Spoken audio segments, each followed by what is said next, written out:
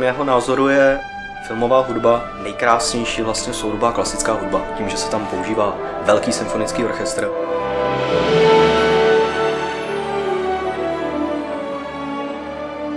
Nejdůležitější věc, kterou můžu řešit před pořádáním takového koncertu, je samozřejmě umělecká kvalita. Takže shánění dostatečně kvalitních hráčů, kteří provedou naše koncerty filmové hudby, což si myslím, že je pro nás v tuto chvíli nejdůležitější a můžeme tím posluchačům nejvíce nabídnout.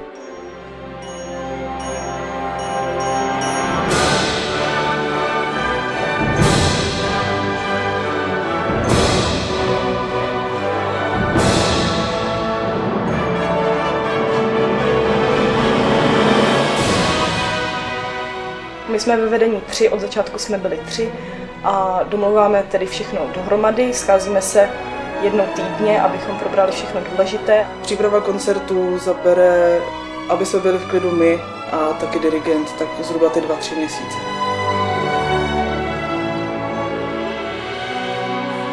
Koncert závisí na spoustě věcí. Musí se to výborně nazkoušet, takže je nutné, aby byl vynikající dirigent. Baví mě nejvíc Filharmonie právě řídit. Protože jako představ si, že když řídíš strašně dobrý auto, baví tě jezdit. To je pro mě Filharmonie, to je jako hrají fakt kvalitní lidi, kteří dokáže dělat téměř všechno, co by dirigent přál.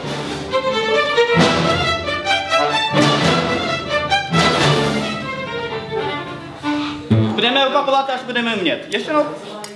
Orchestr je jeden život, jako to je jeden živel, jak se řekne, jeden živel. Nikdy nemůžeme vědět přesně, jak to bude. Mám za úkol spravovat notové materiály filmové filharmonie. Dbám na to, aby byly v pořádku, aby byly roztříděny tam, kde mají být. Když se blíží koncert, tak musím noty rozřadit do desek hráčům, aby se mohli oni sami připravit na koncerty.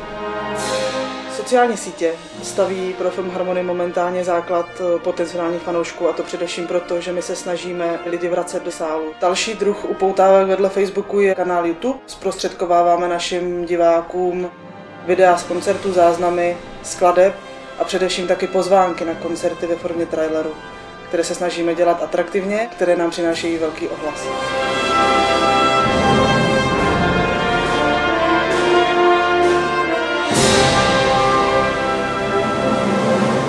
Práce s Filharmonií je pro mě práce s perspektivním kolektivem, práce na tom, že dokážeme pak vyprodukovat neuvěřitelný koncert.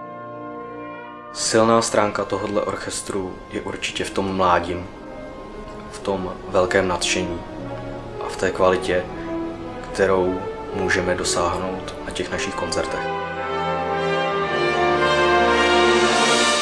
Filharmonie, já si myslím, že má budoucnost, protože dobrý orchestry jsou pilní a vždycky chtějí více.